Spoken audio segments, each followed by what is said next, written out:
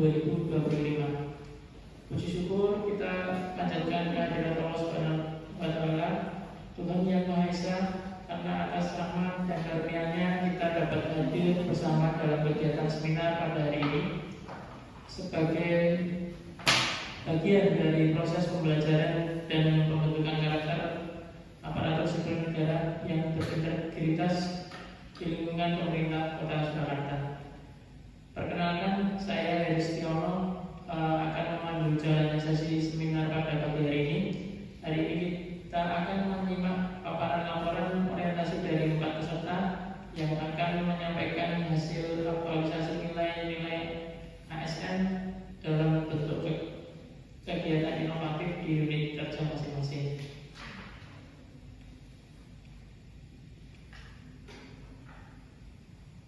Untuk sesi yang pertama, mari kita sambut peserta yang pertama, yaitu Mbak Ajeng Akpriani dengan judul laporannya itu pemantauan kepatuhan minum obat dan monitoring efek samping obat pada pasien hipertensi berbasis reklamasi di RSUD Bung Karno Kota Surakarta.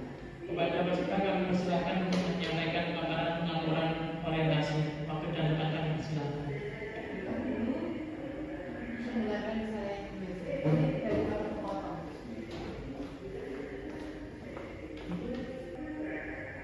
Sebentar untuk sudah jauh sekali kita menyanyikan lagu Indonesia dulu. Nanti paparan akan dilanjutkan setelah kita menyanyikan lagu bahasa Indonesia bersama-sama. Baik, mari kita lanjutkan. Untuk paparan yang pertama akan disampaikan oleh saudara Ajeng. Waktu dan tempat kami persilahkan.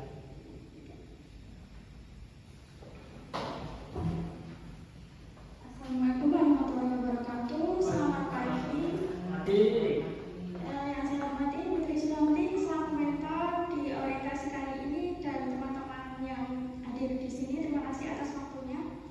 Di sini saya akan memaparkan mengenai laporan orientasi tahap 2 P3K di tahun 2025 ini dengan judul pemantauan kepatuhan minum obat dan monitoring efek samping obat pada pasien hipertensi yang berbasis farmasi di RSUD Bung Karno Kota Surakarta.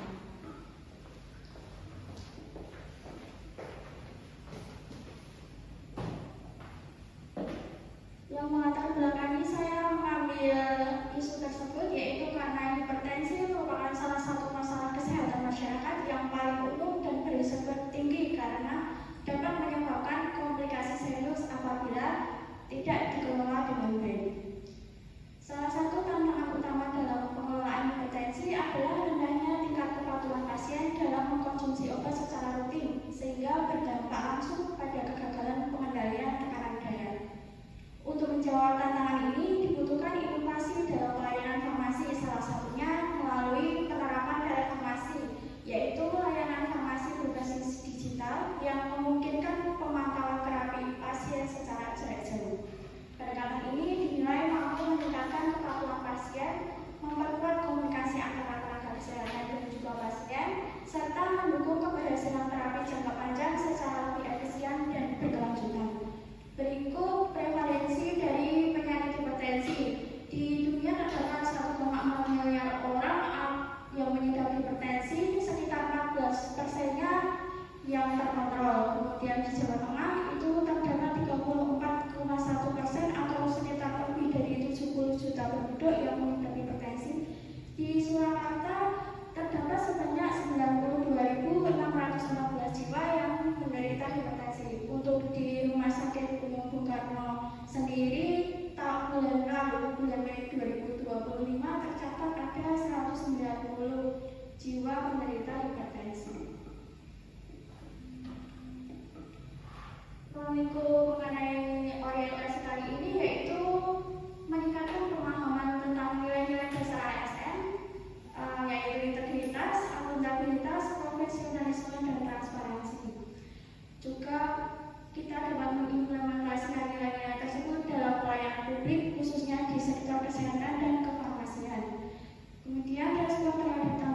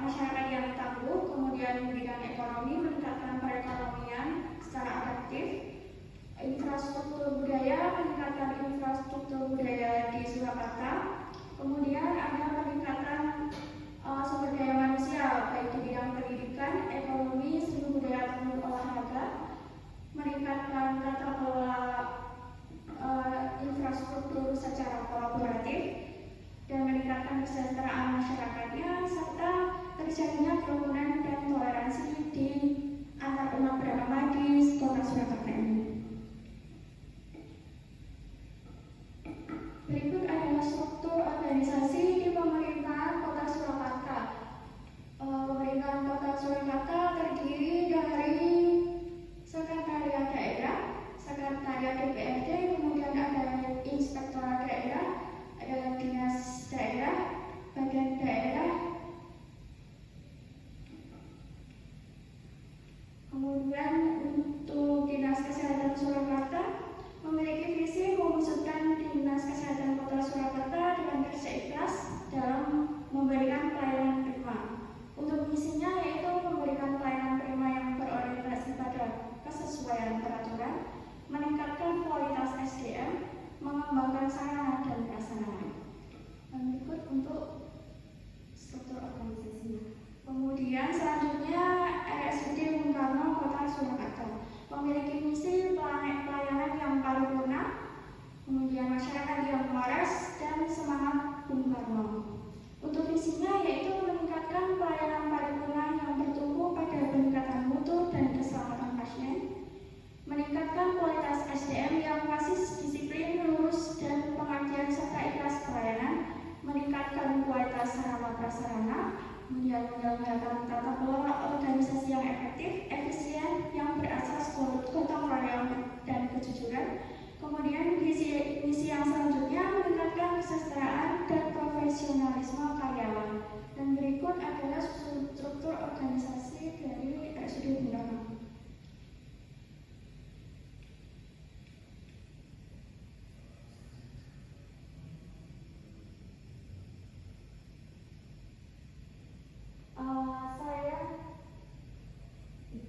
Berikut adalah struktur organisasi dari RSUD Bung Karno.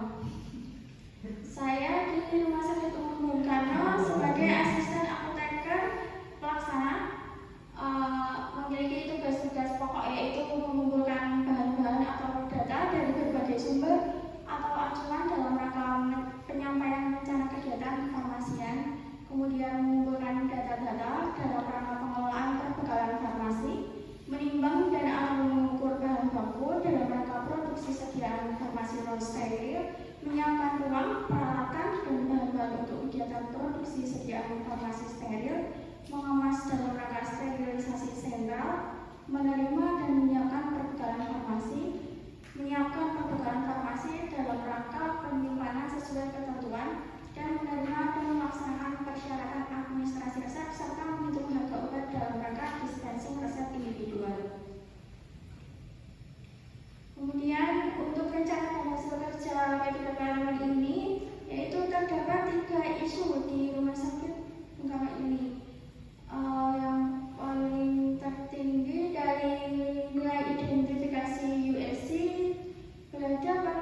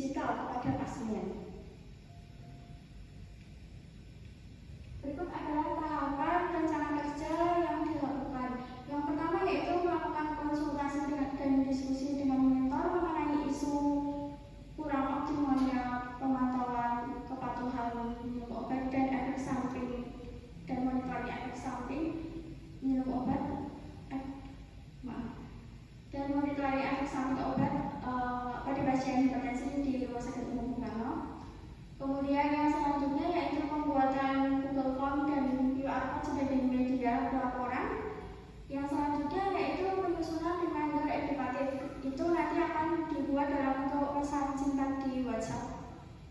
Yang selanjutnya yaitu sosialisasi ke tenaga kerja farmasi di RSUD Bung Karno mengenai program tersebut.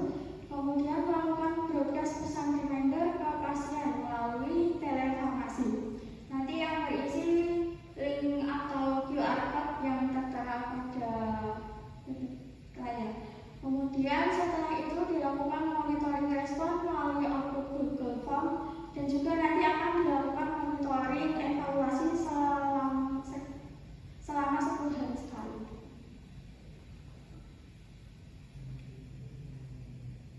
Berikut adalah hasil pembuatan Google Form dan untuk broadcast dari Google Form tentang pemantauan kepatuhan minum obat dan monitoring efek samping obat pada pasien hipertensi di Rumah Sakit Umum Bung Karno.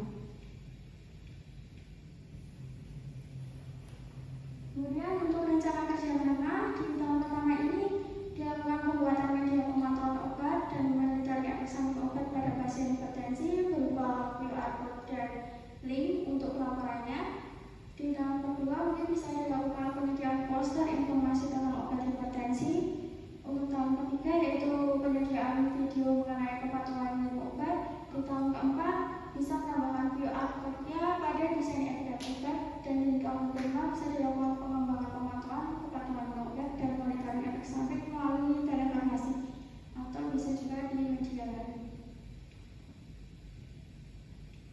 Untuk kesimpulan dari rencana kita tersebut yaitu tersedianya QR code dan Google Form pemantauan kepatuhan minum obat dan monitoring efek samping obat melalui pesan reminder dari telefarmasi RSUD Bung Karno.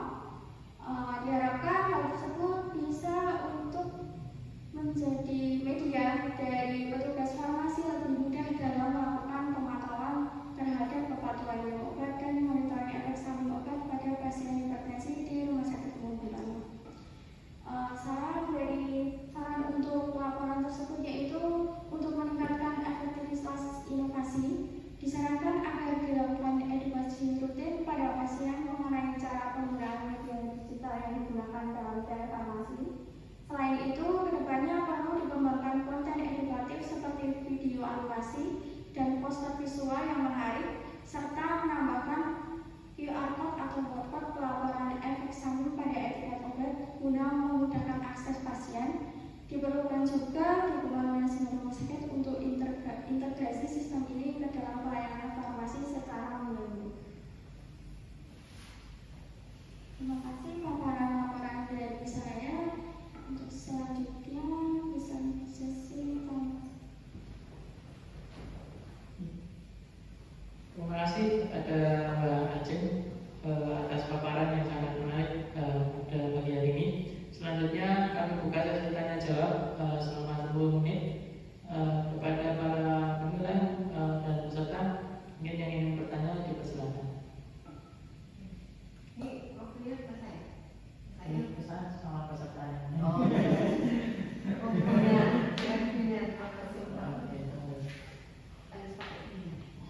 ya, terima kasih Mbak Ajeng yang saya banggakan ya teman-teman semuanya.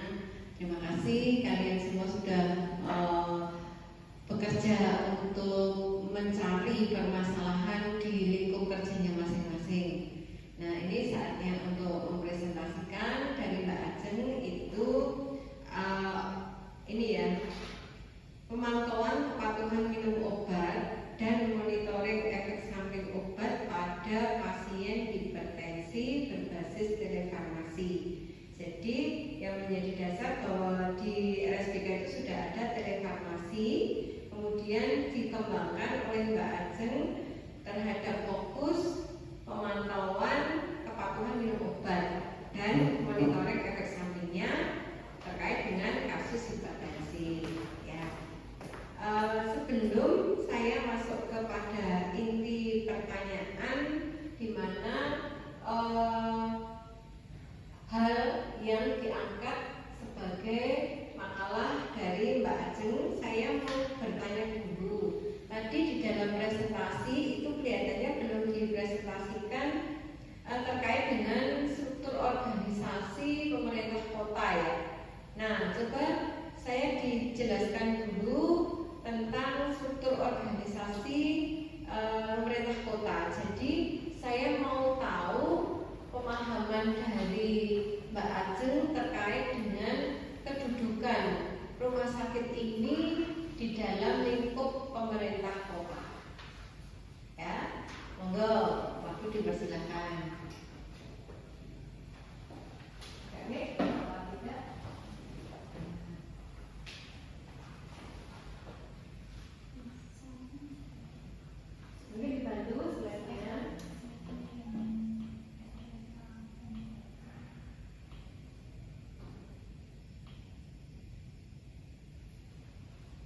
langsung ya pertanyaannya. Kalau dulu dong pertanyaannya. Ya. Terima kasih atas pertanyaannya Bu Yanti. Untuk RSUD Bung Karno ini masuk di dalam kepemimpinan dari Dinas Kesehatan Surakarta yang berada di Dinas Daerah. Ya. Terus?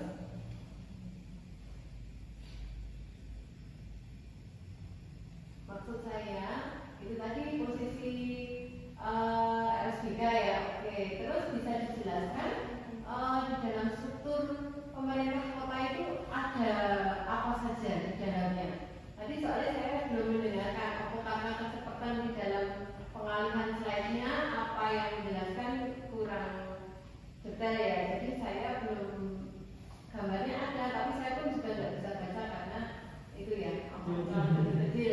Jadi jelaskan saja wis nggak apa-apa. Untuk perangkat daerah di Pemkot Surakarta itu terdapat badan kesehatan, di mana terdapat juga dinas kesehatan itu memiliki unit organisasi yang bersifat fungsional, unit organisasi bersifat khusus, dan unit pelaksana teknis. RSUD Bung Karno ini merupakan unit pelaksana teknis di Dinas Kesehatan Surakarta. Unit pelaksana teknis. Maaf, unit organisasi bersifat khusus. Ya. Itu Ada ya. juga ya, unit organisasi bersifat khusus itu ada RSUD Fatmawati dan RSUD Bung Karno. Untuk unit pelaksana teknis itu ada Laboratorium Surakarta dan instalasi farmasi Surakarta. Kemudian untuk unit organisasi yang bersifat fungsional itu ada 17 puskesmas di Surakarta. Ya, terus selain dinas apa lagi tuh? Selain dinas ada Jadi dinas itu termasuk apa? Sebutannya apa? Dinas kesehatan, terus ada dinas apa itu? di dinas daerah itu ada 20 dinas. Untuk rumah sakit Bung Karno berada pada dinas kesehatan. Iya. Selain dinas-dinas, itu yang sejajar dengan dinas-dinas itu apa saja itu? Ada badan daerah, 5 kecamatan, ada inspektorat daerah. Iya. Jadi yang sejajar dengan dinas itu ada badan Daerah, ada kecamatan, dan juga inspektorat daerah. ya, jadi semuanya itu disebut OPD ya, seperti itu. Jadi sudah paham. Oke, jadi Mbak Ajeng harus paham dan semuanya juga harus paham ya bahwa kedudukan Rumah Sakit Bung Karno ini dalam UOBK ya, UOBK itu merupakan unit organisasi yang bersifat khusus dari Dinas Kesehatan Kota Surakarta ya. Jadi OPD-nya itu Dinas Kesehatan gitu ya. Dan Dinas Kesehatan itu berada di bawah wali kota ya. Kalau melihat strukturnya seperti itu. Oke, Mbak Ajeng sudah paham. Terus Mbak Ajeng, sekarang saya mau bertanya, tadi ada 3 isu ya, ada 3 isu. Salah satunya itu ya terkait dengan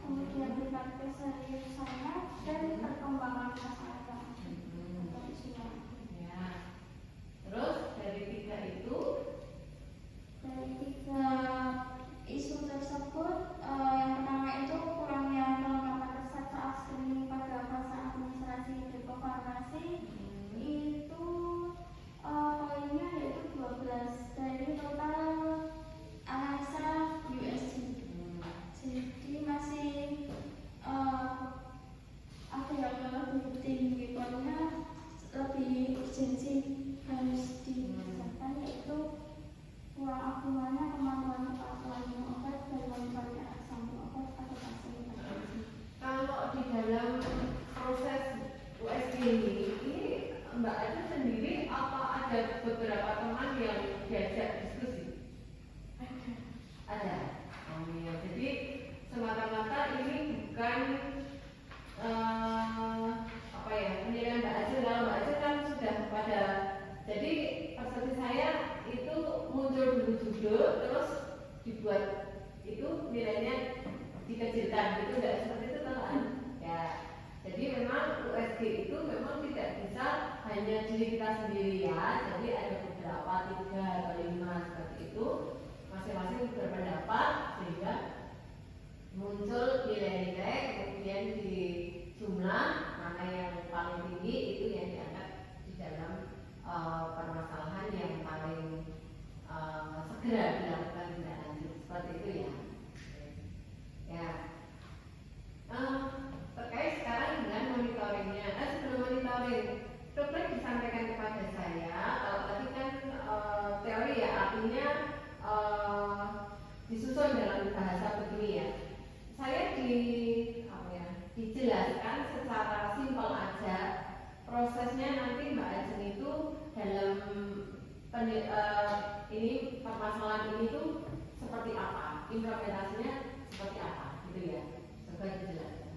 Untuk yang pertama nanti dilakukan pembuatan Google Form, kemudian dibuat QR code untuk bisa di-scan lagi pasien. Ya, Google iPod sih ya, apa itu? Kode itu ya, di upload dulu. Nanti itu akan diberikan atau di-broadcast melalui pesan singkat WhatsApp di telefarmasi. Kemudian nanti pasien mengisi link dan kami akan monitoring via output dari Google Form tersebut. Jadi di sini diperlukan keaktifan dari pasien juga ya. Nah, itu nanti siapa yang berperan di dalam menyampaikan QR code-nya itu? Siapa yang berperan? Nanti bisa dari tenaga kefarmasian, tidak hanya saya, tidak ada teman-teman juga. Di poli di mana saja? Lokus-lokusnya di mana saja? Bisa dibaca, bisa. Betul-betul. Di poli atau di IGD atau di mana? Maksudnya lokus-lokus instalasi farmasi mana saja? Nanti bisa dilakukan di farmasi, jadi bisa di rawat jalan, kemudian di farmasi rawat inap untuk pasien yang pos rawat inap. Pos rawat inap khusus untuk hipertensi atau semua pasien? Untuk sementara ini untuk pasien hipertensi. Untuk hipertensi, ya. Berarti ini semua petugas farmasi harus menyampaikan QR code itu kepada pasien hipertensi. Itu bisa dikoordinasikan nanti melalui petugas telefarmasi. Karena nanti akan menyebarkan barcode, menyebarkan pesannya dari telefarmasi. Oh, jadi petugas telefarmasi. Iya. Memang ada dari farmasi sudah ditunjuk petugasnya itu. Untuk dari telefarmasi nanti koordinasi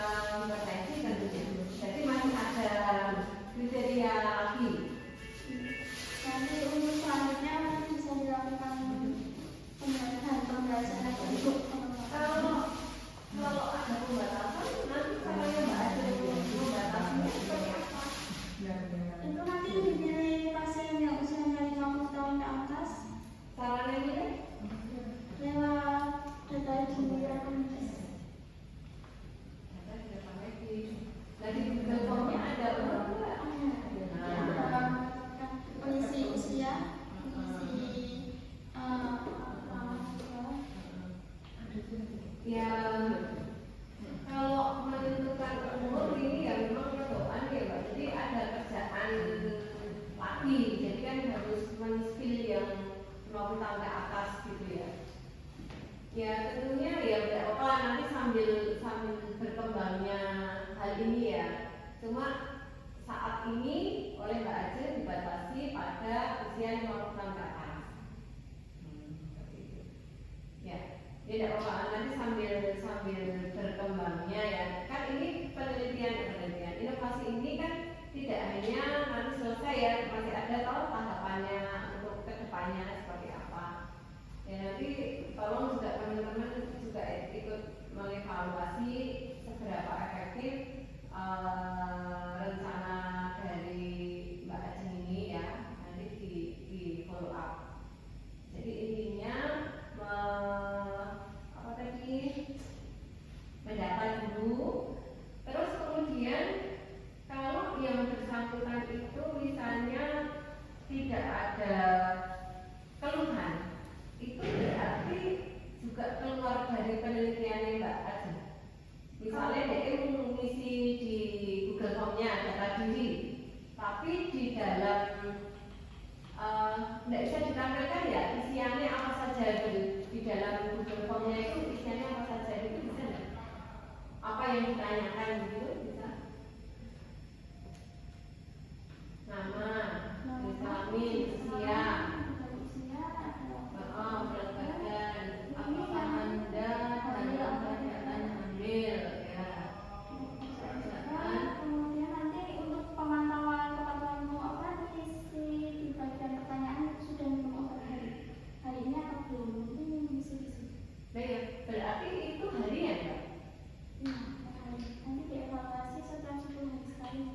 Kalau misalnya ada pasien yang tidak mengisi lebih dari 3 kali, nanti bisa di follow up ulang untuk mengisi atau kita beri edukasi. Ya memang nanti ya ada sedikit keterbatasan ketika ya kita itu merubah perilaku masyarakat itu ya susah ya. Ya maksudnya baik, tetapi karena kesadaran di dalam apa ya istilahnya melaporkan itu juga susah.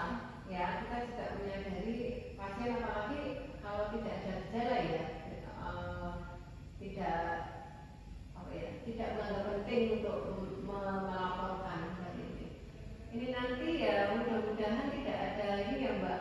Oh yang drop itu maksudnya dari misalnya Mbak Ajeng pasien dalam 1 hari itu 10. Nah 10 itu harapannya kan setiap hari melaporkan sehingga bisa ditindaklanjuti.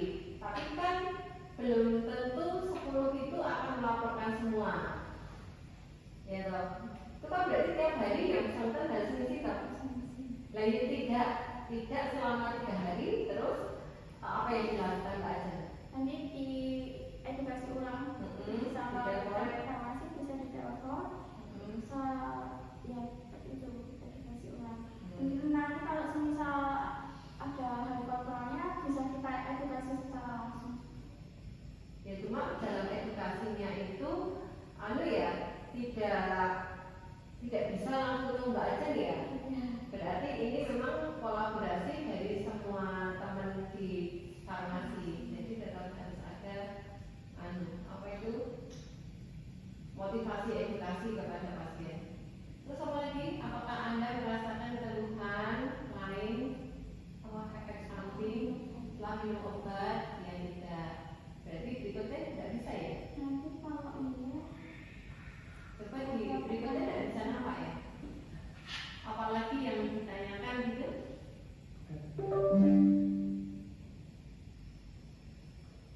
Masih banyak pertanyaannya? yang selanjutnya itu monitoring efek samping itu nanti Di sini tadi. Ya coba di situ. Bisa tak? Apa ini sudah diimplementasikan? Belum tak? Sudah diimplementasikan? Oh iya.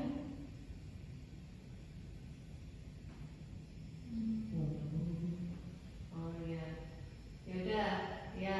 Nanti ya Mbak, hasilnya saya dikabari ya. Maksudnya ini kan nanti setelah ini selesai kan berarti implementasi. Nah implementasinya itu ada kendala apa? Segera ada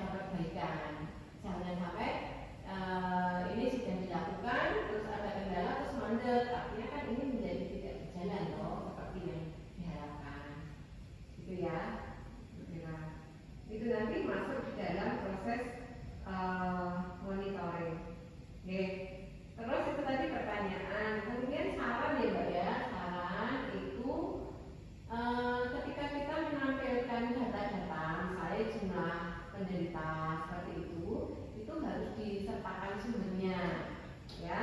Terus tadi kan ada data hipertensi di Rumah Sakit Bung Karno itu bulan Mei. Nah, maksudnya itu kasus pada bulan Mei atau itu kumulatif atau seperti apa?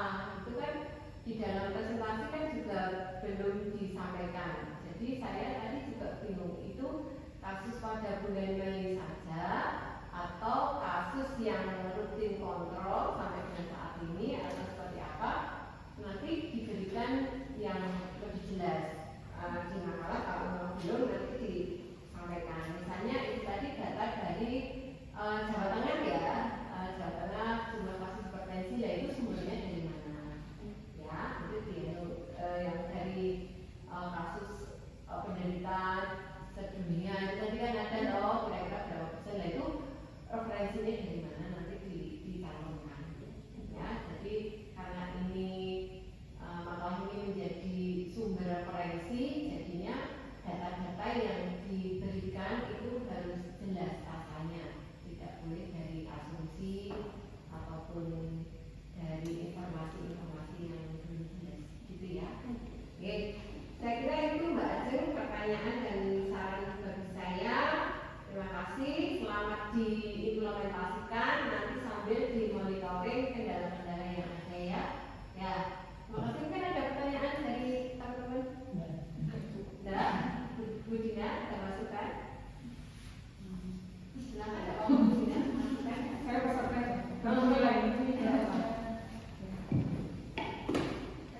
Di sini saya hadir sebagai supporter. Oh, ini kalian kepala unit. Supporter dari peserta. Jadi yang pertama saya ucapkan selamat dulu kepada DAC yang sudah melaksanakan seminar hasil orientasi provisi yang sudah sah, gitu ya. Dan DAC mengangkat sebuah topik yang saya dari salah satu bagian dari instalasi farmasi mengapresiasi inovasi yang dengan ajukan, karena memang inovasi ini selain menjadi permasalahan yang sudah dianalisa melalui metode yang diajarkan di orientasi ini, dan juga inovasi ini utamanya untuk bagi saya sendiri bermanfaat buat pasien, gitu ya. Memantau kepatuhan itu simpel, tapi tidak dilakukan itu berpotensi masalah, dan dilakukan sangat bermanfaat sekali. Apalagi yang difokuskan adalah diprioritaskan oleh pasien-pasien dengan pengobatan yang jangka panjang, hipertensi, penyakit kronis, dan tadi juga diambil pasien dengan difokuskan pada usia di atas 50. Itu saya juga punya orang tua yang di atas 50, obat-obat hipertensi itu kepatuhannya juga kalau dipantau, dibantu oleh tenaga kesehatan dan khususnya oleh tenaga farmasi itu juga akan bermasalah. Jadi terima kasih Mbak Ajeng sudah mengangkat topik ini. Kemarin juga Mbak Ajeng berdiskusi yang mau menambahkan awalnya meso ya, meso.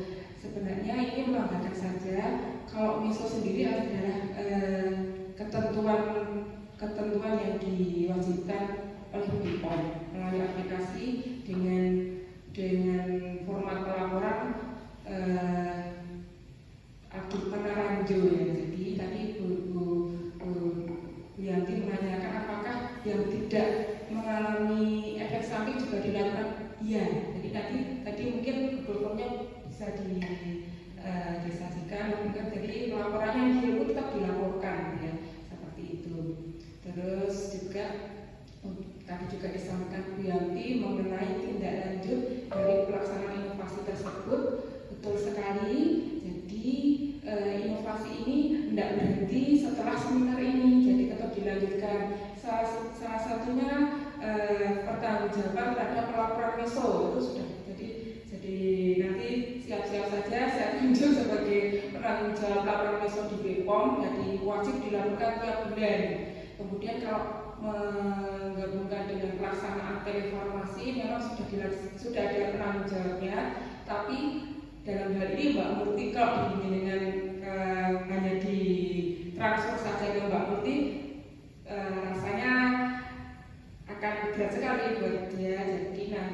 Mbak Ajeng saya minta tolong untuk diagendakan sosialisasi dan memformat pelaksanaan, karena tadi kan fokusnya semua dilaksanakan di IGD juga wajib, kemudian pasien pulang dirawat inap dan pasien rawat jalan. Jadi nanti Mbak Ajeng mengedraft pelaksanaan sosialisasi tersebut dan koordinasi nama-nama yang ditunjuk untuk berkoordinasi dengan petugas telefarmasi untuk pelaksanaan pemantauan inovasi yang Mbak Ajeng ajukan. Gitu sih. Itu saran dari saya dan sedikit tambahan. Terima kasih waktunya. Bisa dilanjutkan ke Bapak Menhan.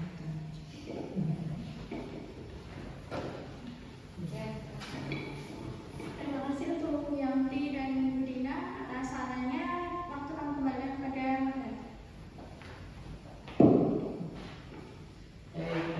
Terima kasih atas diskusinya, sangat menarik sekali.